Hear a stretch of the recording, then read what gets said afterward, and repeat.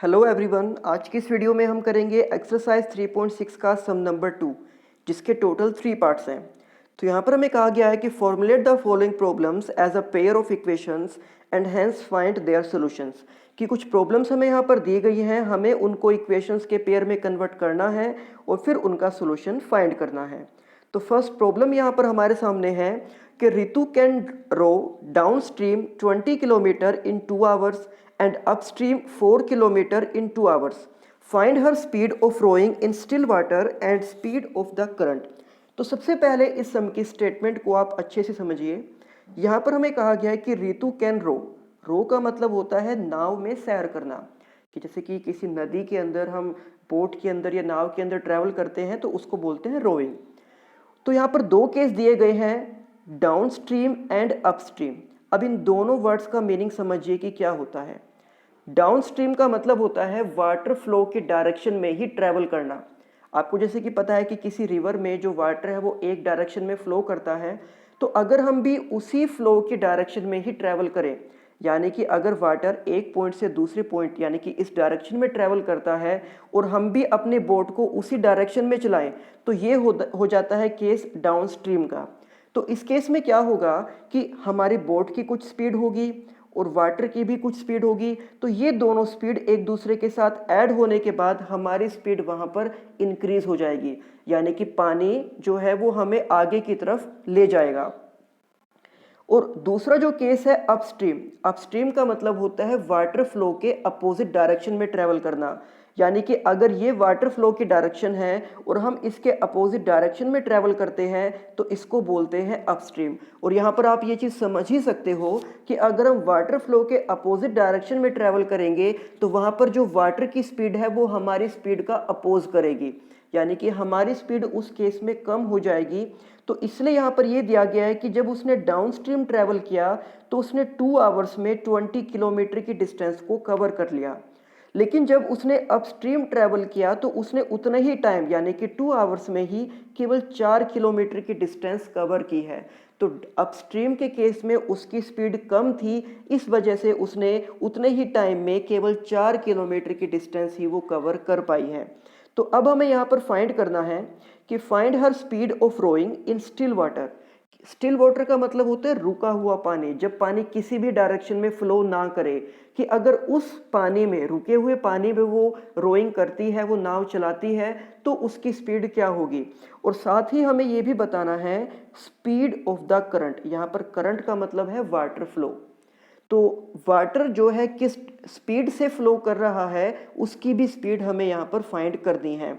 तो हम एक स्पीड को लेट कर लेंगे x और दूसरे स्पीड को लेट कर लेंगे y।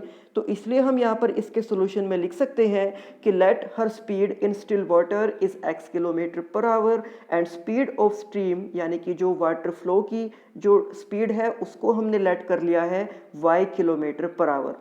तो सबसे पहले हम यहाँ पर फाइंड करेंगे कि डाउन स्ट्रीम में टोटल स्पीड कितनी हो जाएगी, कि speed of rowing downstream, कि अगर वो पानी के डायरेक्शन में ही नाव चलाए तो टोटल कितनी स्पीड उस टाइम पर रहेगी। तो जैसे कि अभी आपको मैंने बताया था कि डाउन स्ट्रीम के केस में स्पीड हमारी इंक्रीज हो जाती है, यानी कि जो हमारी बोट है उसकी स्पीड और उसी में जो पानी की स्पीड है वो भी ऐड हो जाएगी। तो इस तरह से हम यहाँ पर लिख सकते हैं कि डाउन स्ट्रीम के केस में जो स्पीड है वो है x + y kilometre per hour. और ये हमें स्टेटमेंट में ही दिया गया था कि डाउन स्ट्रीम में उसने 20 किलोमीटर की डिस्टेंस को कवर किया था और इतने डिस्टेंस कवर करने के लिए उसने टाइम लिया था 2 आवर्स का। यानी कि अब हमारे पास स्पीड, डिस्टेंस और टाइम, ये 3 चीज़ हैं और हमें इन तीनों की जो रिलेशन है वो अब यहाँ पर यूज़ करनी है, जो कि होती है speed equals to time, speed multiply time equals to distance. कि अगर हम स्पीड को और टाइम को मल्टीप्लाई कर देते हैं तो इनका प्रोडक्ट उस डिस्टेंस के इक्वल होता है। तो सबसे पहले स्पीड को हम लिखेंगे यानी कि x + y, उसके बाद उसको हम मल्टीप्लाई करेंगे टाइम यानी कि 2 आवर से, और उसके राइट हैंड साइड में हम लिख देंगे डिस्टेंस को यानी कि 20 को। तो अब यहाँ पर हम इस 2 से x प्लस वाई को मल्टीप्लाई भी कर सकते हैं, या हम इस 2 को इस 20 के डिवाइड में भी ले जा सकते हैं। तो हम यहाँ पर इस 2 को 22 के डिवाइड में ले गए और 2 से 20 को डिवाइड किया 10 पर। इस तरह से हमारे पास यहाँ फर्स्ट इक्वेशन आ गई है x plus y equals to 10। तो ये केस था डाउन स्ट्रीम का और यहाँ से हमने फर्स्ट इक्वेशन को बना लिया है। उसके बाद सेकंड इक्वेशन के लिए हम केस यूज़ करेंगे अपस्ट्रीम का। तो अपस्ट्रीम में मैंने बताया था कि जो वाटर फ्लो है वो हमारी स्पीड का अपोज करेगा, जिस वजह से हमारी स्पीड डिक्रीज़ हो जाएगी यानी कि कम हो जाएगी। तो जो अपस्ट्रीम के केस में रोइंग की स्पीड है वो हो जाएगी x माइनस वाई, यानी कि डाउन स्ट्रीम में इन दोनों स्पीड को ऐड किया जाता है और अपस्ट्रीम के केस में इन दोनों स्पीड को सब्ट्रैक्ट किया जाता है। तो यहाँ पर हम स्पीड लेकर चल रहे हैं x minus y kilometre per hour, और डिस्टेंस ये हमें स्टेटमेंट में दी गई थी 4 किलोमीटर, और टाइम भी हमें स्टेटमेंट में दिया गया था 2 आवर्स का। तो सेम वही रिलेशन हम यहाँ पर भी यूज़ करेंगे कि speed multiply time equals to distance. तो सबसे पहले हम यहाँ पर लिखेंगे स्पीड को यानी कि x माइनस वाई को, फिर उसको हम मल्टीप्लाई करेंगे टाइम यानी कि 2 आवर से, और फिर उसके इक्वल में हम लिख देंगे डिस्टेंस को यानी कि 4 किलोमीटर को। तो यहाँ पर भी हम इस 2 को x माइनस वाई से मल्टीप्लाई भी कर सकते हैं या इसको 4 के डिवाइड में भी लिख सकते हैं। तो हमने यहाँ पर 2 से 4 को डिवाइड किया और ये 2 पर डिवाइड हो गया। तो ऐसे हमारे पास सेकंड इक्वेशन आ गई है x minus y equals to 2। तो अब हमें इन दोनों इक्वेशंस को सोल्व करना है, जिसके लिए हम किसी भी मेथड का यूज़ कर सकते हैं। तो इस चैप्टर में टोटल 4 मेथड मैंने आपको बताए थे, तो उनमें से किसी भी मेथड को यूज़ करके हम इन दोनों इक्वेशंस को सोल्व कर सकते हैं। तो यहाँ पर इनको सोल्व करने के लिए हम मेथड यूज़ कर रहे हैं एलिमिनेशन मेथड, जिसके अकॉर्डिंग हम यहाँ पर दोनों इक्वेशन को सब्ट्रैक्ट कर देंगे। तो क्योंकि यहाँ पर x के कोफिशिएंट दोनों इक्वेशन में पहले से ही सेम है, तो यहाँ पर इन दोनों इक्वेशन को किसी एक नंबर से मल्टीप्लाई करने की नीड नहीं होगी। तो जब हम इन दोनों इक्वेशन को सब्ट्रैक्ट करेंगे उसके लिए हमने इसके साइन को चेंज कर दिया है। तो x माइनस एक्स ये कैंसिल आउट हो जाएगा। उसके बाद y प्लस वाई, क्योंकि y का साइन चेंज करके वो पॉजिटिव हो गया था, तो y प्लस वाई ये हो जाएगा 2y। और उसके बाद 10 माइनस 2 इज़ 8। अब 2 से इस 8 को जब हम डिवाइड करेंगे तो 2 से 8 को डिवाइड करने के बाद y की वैल्यू आ जाएगी 4, जिसको हम पुट करेंगे इक्वेशन नंबर 1 में। तो इक्वेशन 1 में हमने y की वैल्यू को पुट किया, उसके बाद हम उसको ले गए हैं राइट हैंड साइड में माइनस करने के लिए, और 10 माइनस 4 इज 6, यानी कि इन इक्वेशन को सोल्व करने के बाद x की वैल्यू है 6 और y की वैल्यू है 4। तो हमने x लेट किया था स्टिल वाटर में स्पीड को। So hence her speed in still water की रुके हुए पानी में जो उसकी स्पीड होगी वो है 6 kilometre per our. And speed of stream जो वाटर फ्लो की स्पीड है उसको y हमने लेट किया था जिसकी वैल्यू 4 है, यानी कि हम इसको लिख सकते हैं 4 किलोमीटर पर आवर। इसके बाद second part, 2 women and 5 men can together finish an embroidery work in 4 days, while 3 women and 6 men can finish it in 3 days. Find the time taken by 1 woman alone to finish the work and also that taken by 1 man alone. तो यहाँ पर हमें work और time से related एक problem दी गई है, जिसके अकॉर्डिंग पहली सिचुएशन ये है कि 2 women and 5 men एक साथ मिलकर अगर काम करते हैं तो वो उस काम को 4 दिन में कंप्लीट कर देंगे। वो एम्ब्रॉयडरी वर्क कर रहे हैं। एम्ब्रॉयडरी का मतलब होता है कपड़े के ऊपर धागे से डिजाइन करना। और सेकंड सिचुएशन में यहाँ पर दिया गया है कि 3 women and 6 men ये अगर मिलकर काम करें तो वो उसी काम को 3 दिन में कंप्लीट कर देंगे। अब हमें यहाँ पर ये बताना है कि अगर केवल एक वुमेन उस काम को करती है तो वो उस काम को कितने दिन में कंप्लीट करेगी, और अगर केवल एक मैन उस काम को करता है तो वो उस काम को कितने दिन में कंप्लीट करेगा। तो वर्क और टाइम से रिलेटेड ये प्रॉब्लम यहाँ पर हमें दी गई है। तो हम यहाँ पर ये लेट करके चलेंगे कि जो एक वुमेन है वो उस काम को x डेज में कंप्लीट करती है और 1 मैन जो है वो उस काम को y डेज में कंप्लीट करता है। तो हम यहाँ पर लेट कर सकते हैं इसके सोल्यूशन में कि let the number of days taken by 1 women and 1 man to finish the work be x and y days respectively. तो अगर एक वुमेन उस काम को कंप्लीट करती है x दिनों में, तो हम यहाँ पर फाइंड करेंगे कि वो एक दिन में उस काम का कितना पार्ट करेगी। x डेज में वो कंप्लीट काम कर सकती है, लेकिन एक दिन में उस काम का कितना पार्ट होगा। इसी तरह से हमने लेट किया था कि एक मैन उस काम को y डेज में कंप्लीट करता है, तो यहाँ पर भी हम ये फाइंड करेंगे कि वो आदमी केवल एक दिन में उस काम का कितना पार्ट करेगा। तो इसके लिए यहाँ पर हम लिख सकते हैं कि work done by a woman in one day equals to 1/x and work done by a man in one day equals to 1/y। अब ये मैं आपको समझाता हूँ कि यहाँ पर हमने x और y का रेसिप्रोकल कैसे किया। एक छोटी सी सिचुएशन को समझकर चलिए। जैसे कि अगर आप किसी काम को 2 डेज में कंप्लीट करते हैं, आपको कोई काम कंप्लीट करने में 2 डेज लगते हैं, तो आप केवल एक दिन में उस काम का कितना भाग कर पाओगे। अगर 2 दिन में आप काम कंप्लीट कर रहे हो तो एक दिन में आप उस काम का हाफ पार्ट कर पाओगे। और हाफ को हम कैसे लिखते हैं, 1/2। यानी कि 2 डेज में वो काम कंप्लीट हो रहा था, लेकिन एक दिन में उस काम का कितना पार्ट होगा, सिर्फ 1/2 पार्ट होगा। इसी तरह से एक और सिचुएशन आप लेट करके चल सकते हो कि अगर आप किसी काम को करने के लिए 4 डेज का टाइम लेते हो, 4 दिन में आप उस काम को कंप्लीट करते हो, तो केवल एक दिन में आप उस काम का कितना पार्ट कर पाओगे। तो 1/4 पार्ट आप उस काम का कर पाओगे। और 1/4 को हम कैसे लिखते हैं, 1/4 लिखते हैं, क्योंकि एक दिन में आप 1/4 करोगे,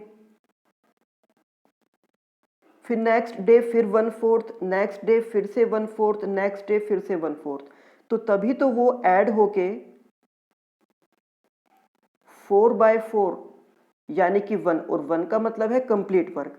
तो इसलिए वर्क और टाइम के रिलेटेड जब भी कोई प्रॉब्लम आपको दी जाए, तो सबसे पहले आप उसमें 1 यूनिट टाइम का वर्क फाइंड करोगे।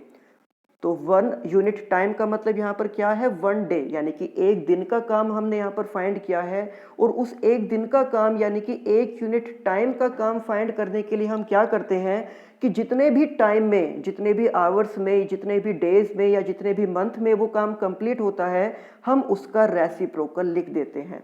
और ये भी आपको मैंने समझा भी दिया है कि रेसिप्रोकल क्यों हम लिखते हैं, कि अगर किसी काम को हम करने में 2 डेज का टाइम लेते हैं, तो एक दिन में केवल हाफ काम हम कर पाएंगे, जिसको लिखते हैं 1/2। या 4 डेज में अगर हम किसी काम को कंप्लीट करते हैं, तो एक दिन में केवल 1/4 पार्ट हम उस काम का कर पाएंगे, जिसको हम लिखते हैं 1/4। तो इसी तरह से हमने यहाँ पर लेट किया था कि एक वुमेन x डेज में काम को कंप्लीट करती है, तो इसलिए उसका एक दिन का काम है 1/x। और एक मैन का हमने लेट किया था कि वो y डेज में उस काम को कंप्लीट करता है, तो इसलिए एक दिन में वो उस काम का 1/y पार्ट ही कर पाएगा। तो अब यहाँ पर हमें स्टेटमेंट के अकॉर्डिंग पहली कंडीशन दी गई थी कि according to the question 2 women and 5 man can together finish the work in 4 days, कि वो सभी मिलकर उस काम को कंप्लीट करते हैं 4 दिन में। तो अगर उन सभी का कंबाइंड वर्क हम फाइंड करें एक दिन का, जैसे कि हमने यहाँ पर एक दिन का काम फाइंड किया है सभी का, तो यहाँ पर हम एक दिन का काम लिख सकते हैं 1/4। जैसे हमने यहाँ पर x का रेसिप्रोकल और y का रेसिप्रोकल लिख दिया है, क्योंकि वो उस काम को x डेज और y डेज में कंप्लीट कर रहे थे। इसी तरह से यहाँ पर हमें दिया गया था कि 2 वुमेन एंड 5 मैन उस काम को कंप्लीट करते हैं 4 दिन में, तो इसलिए उनका भी जो एक दिन का काम होगा वो कितना हो जाएगा, 1/4 हो जाएगा।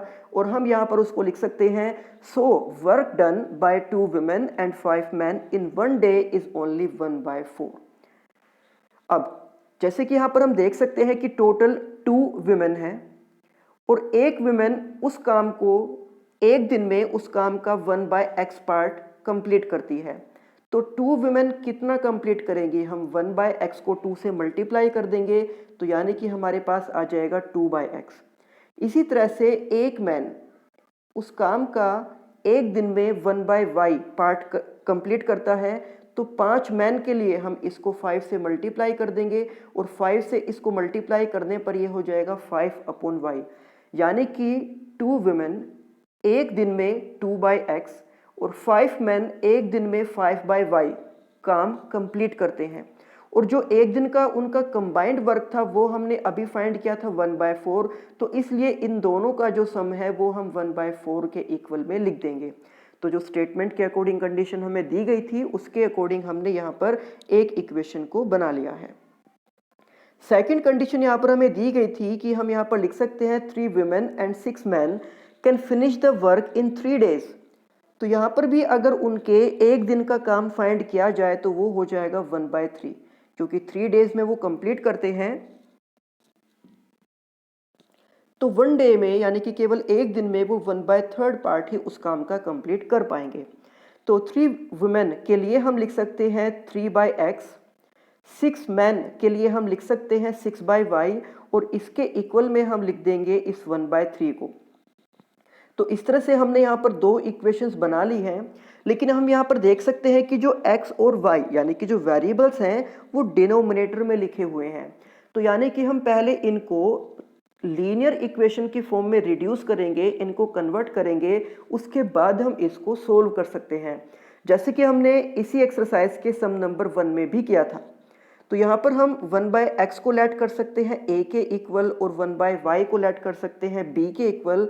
तो हमारे पास जो इक्वेशन है, जैसे कि पहली टर्म यहाँ पर है 2/x, अगर हम इसको ब्रेक करें तो हम इसको लिख सकते हैं 2 × 1/x।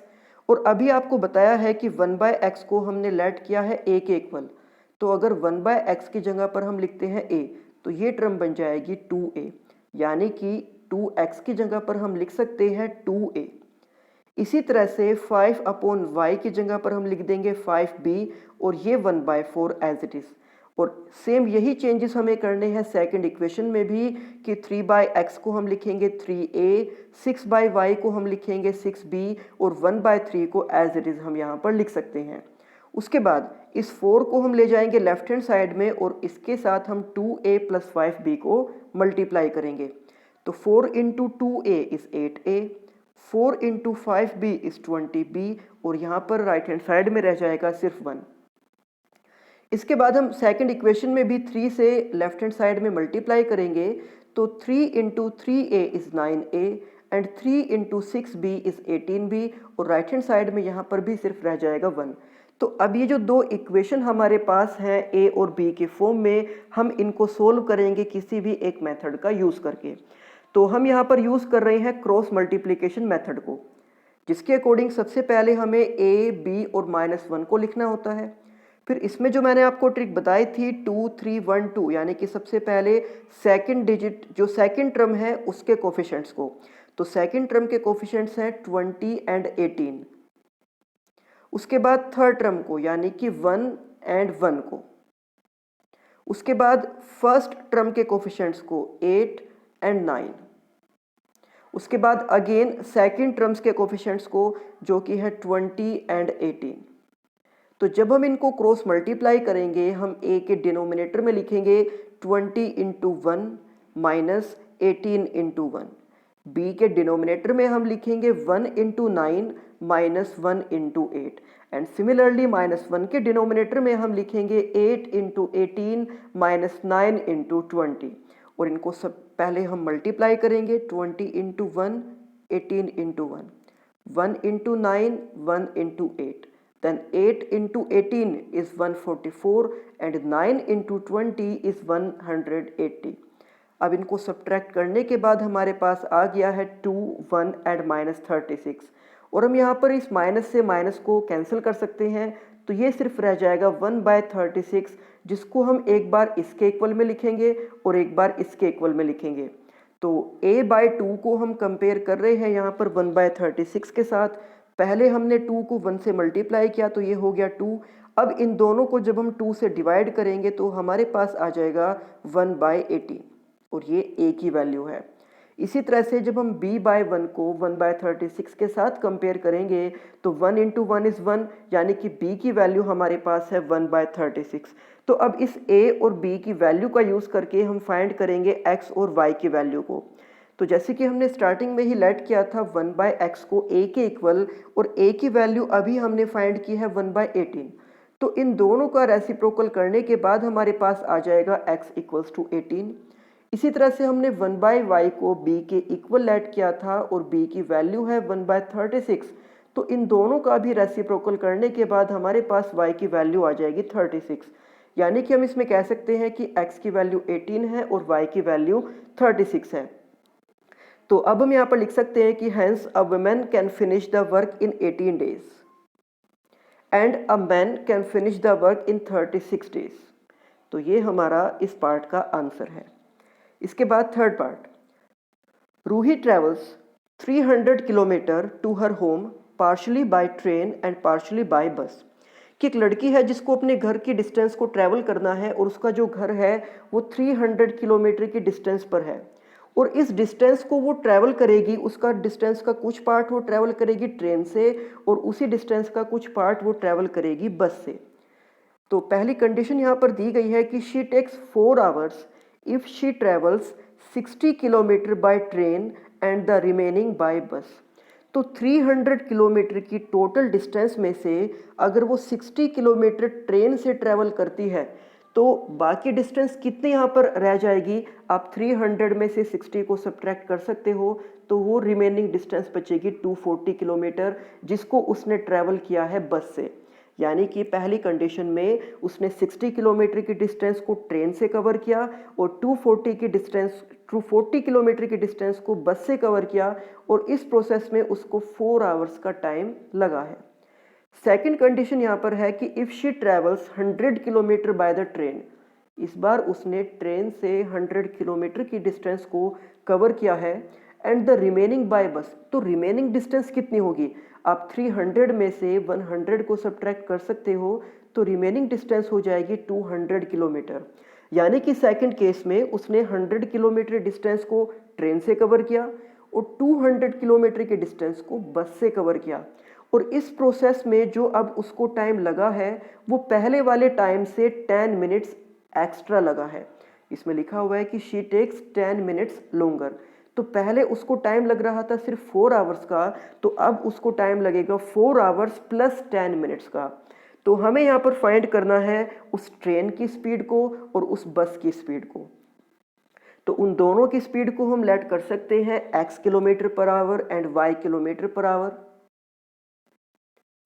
So let the speed of train and the speed of bus are x kilometre per hour and y kilometre per hour respectively। पहली कंडीशन थी जिसको हम यहाँ पर लिखेंगे according to the question she takes 4 hours की पहली condition में उसको 4 घंटे का टाइम लगा है, जिसमें उसने 60 किलोमीटर की डिस्टेंस को कवर किया है ट्रेन से, और बाकी की जो डिस्टेंस बची थी 200 किलोमीटर उसको उसने कवर किया है बस से। तो हम यहाँ पर टाइम, डिस्टेंस और स्पीड इनके रिलेशन को यूज करेंगे। जैसे कि हम देख सकते हैं कि यहाँ पर टाइम को कंबाइन फॉर्म में दिया गया है, टाइम टोटल है, यानी कि बस में जितना टाइम उसने स्पेंड किया है और ट्रेन में उसने जितना टाइम स्पेंड किया है वो टोटल टाइम है 4 आवर। तो इसलिए टाइम को तो लिखेंगे एक साइड में और डिस्टेंस और स्पीड को लिखेंगे हम दूसरी साइड में। तो यहाँ पर स्पीड को हमने लेट किया था x और y, और डिस्टेंस यहाँ पर दी गई है 60 किलोमीटर एंड 240 किलोमीटर। तो इस तरह से तीनों चीज़ हमारे पास यहाँ पर है, ये है टाइम, ये है डिस्टेंस और ये है स्पीड। तो डिस्टेंस, स्पीड और टाइम की रिलेशन होती है कि distance upon speed equals to time. यहाँ पर जो ट्रेन से डिस्टेंस उसने कवर की है वो है 60 किलोमीटर, और ट्रेन की जो स्पीड है वो हमने लेट की थी x। तो इसलिए डिस्टेंस अपॉन स्पीड का फॉर्मूला यूज करके हम लिख सकते हैं 60 अपॉन में x। वहीं उसने बस से कवर की है 240 किलोमीटर की डिस्टेंस को, और बस की स्पीड को हमने लेट किया था y। तो यहाँ पर भी डिस्टेंस अपॉन स्पीड का यूज करके हम लिख सकते हैं 240 अपॉन में y। और इस प्रोसेस में जो उसको टोटल टाइम लगा है, क्योंकि डिस्टेंस अपॉन स्पीड ये टाइम के इक्वल होता है, तो इसलिए इसके इक्वल में हम टाइम को ही लिखेंगे, और वो टाइम यहाँ पर है 4 आवर्स। तो इस तरह से ये पहली इक्वेशन हमने बना दी है कि यहाँ पर जो 60 अपॉन x है ये टाइम उसने स्पेंड किया है ट्रेन में और ये टाइम उसने स्पेंड किया है बस में, और इस तरह से टोटल टाइम उसको लगा है 4 आवर्स का। अब सेकंड कंडीशन हमें दी गई थी यहाँ पर, जिसको हम लिखेंगे according to the question she takes 4 hours 10 minutes. पहले उसको केवल 4 घंटे का टाइम लगता था, लेकिन अब उसको 10 मिनट्स एक्स्ट्रा लगते हैं। If she travels 100 kilometre by train and 200 kilometre bye bus. तो सेम कंडीशन हम यहाँ पर भी यूज़ करेंगे कि जो टाइम है वो है 4 आवर्स 10 मिनट्स का। डिस्टेंस हमें दी गई है 100 एंड 200, और स्पीड को हमने लेट किया था स्टार्टिंग में ही x और y। तो टाइम, डिस्टेंस और स्पीड के जो रिलेशन है उसको हम यहाँ पर दोबारा से फिर यूज़ कर रहे हैं कि distance upon speed equals to time. तो ट्रेन से उसने 100 किलोमीटर की डिस्टेंस कवर की है, ट्रेन की स्पीड हमने लेट की थी x, तो डिस्टेंस अपॉन स्पीड का यूज़ करके हम लिखेंगे 100/x। इसी तरह से जो बस है उससे ट्रैवल उसने किया है 200 किलोमीटर डिस्टेंस को, और उसकी स्पीड को हमने लेट किया था y, तो डिस्टेंस अपॉन स्पीड का यूज़ करके हम यहाँ पर लिखेंगे 200/y। और इस प्रोसेस में जो टोटल टाइम है वो टोटल टाइम यहाँ पर दिया गया है 4 आवर्स एंड 10 मिनट। तो अब हम इस पूरे टाइम को केवल आवर्स में ही कन्वर्ट करेंगे, जिसके लिए हम सबसे पहले इस मिनट्स को आवर्स में कन्वर्ट करेंगे। तो जैसे कि आपको पता है कि मिनट्स को आवर्स में कन्वर्ट करने के लिए हम 60 से डिवाइड करते हैं, तो 10 मिनट्स को आवर्स में कन्वर्ट करने के लिए हम इसको लिख सकते हैं 10/60 आवर्स। अब यहाँ 0 से 0 कैंसिल हो जाएगा, तो ये सिर्फ बचेगा 1/6, यानी कि 4 आवर्स एज इट इज़, और 10 मिनट्स की जगह पर हम लिखेंगे 1/6। और इन दोनों को अब ऐड करना होगा, तो 4 + 1/6 को ऐड करने के लिए हम 4 के डिनोमिनेटर में 1 लिख सकते हैं। 1 और 6 का एलसीएम आ जाएगा 6, फिर हम 6 को मल्टीप्लाई करेंगे 4 से और ये आ जाएगा 24। 1 को मल्टीप्लाई करेंगे 1 से तो ये हो जाएगा 1। इस तरह से 24 + 1 यानी कि 25, और इस 6 को एज इट इज़ हमने लिख दिया है, यानी कि 4 आवर्स 10 मिनट्स को हमने आवर्स में कन्वर्ट करके लिख दिया है 25/6 आवर्स। तो इस तरह से ये सेकंड इक्वेशन हमारे पास है। अब इन दोनों इक्वेशन को सोल्व करने के लिए हम यहाँ पर देख सकते हैं कि यहाँ पर भी जो x और y हैं वो डिनोमिनेटर में ही लिखे हुए हैं, तो इसलिए इनको भी हम पहले लीनियर इक्वेशन की फॉर्म में रिड्यूस करेंगे और तब हम इनको सोल्व करेंगे। तो सेकंड पार्ट की तरह से यहाँ पर भी हम 1/x को a और 1/y को b के इक्वल लेट करेंगे। तो फर्स्ट इक्वेशन में जो 60/x है ये हो जाएगा 60a, सेकंड टर्म हो जाएगी 240b, और इस 4 को एज इट इज़ हमने लिख दिया है। उसके बाद हम देख सकते हैं कि यहाँ पर जो तीनों टर्म्स हैं उनको 4 से डिवाइड कर सकते हैं, क्योंकि 60, 240 एंड 4 तीनों ही 4 से डिवाइड हो जाएंगे।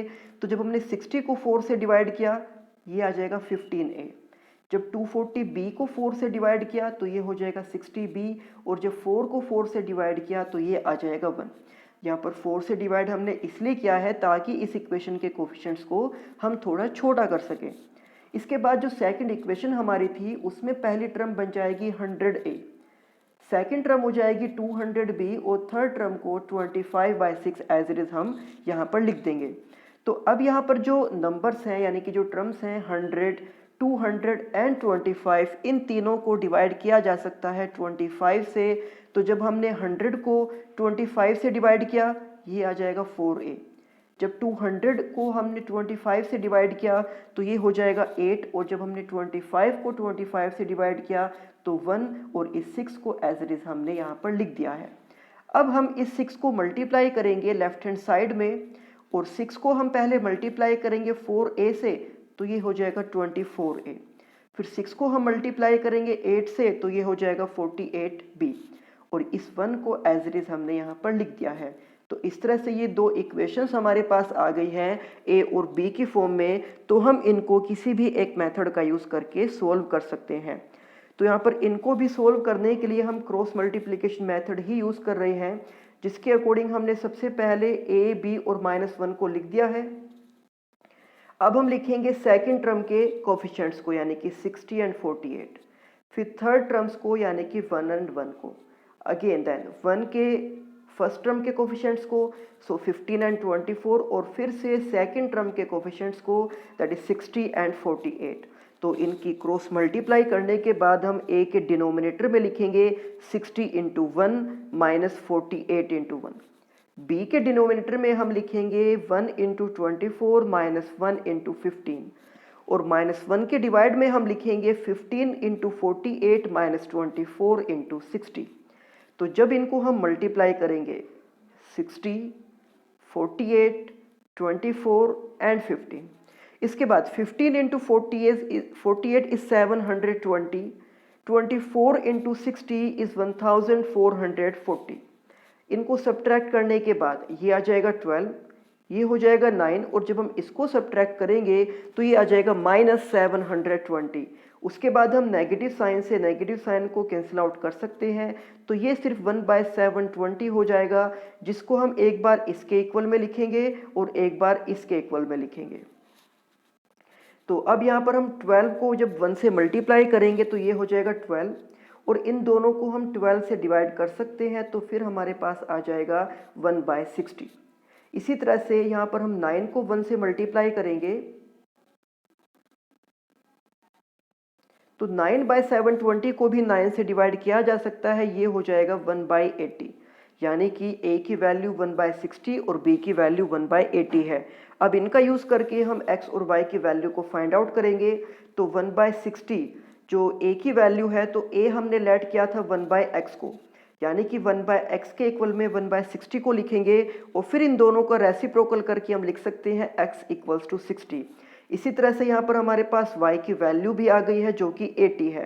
अब हमने x लेट किया था ट्रेन की स्पीड को, so speed of train is 60 km/h, and हमने y लेट किया था बस की स्पीड को, so we can say speed of bus is 80 km/h। तो ये थी एक्सरसाइज 3.6। अब नेक्स्ट वीडियो में हम स्टार्ट करेंगे एक्सरसाइज 3.7 को, तब तक आप इन सम्स की अच्छे से प्रैक्टिस करना। सो मिलते हैं आपसे नेक्स्ट वीडियो में। Thank you.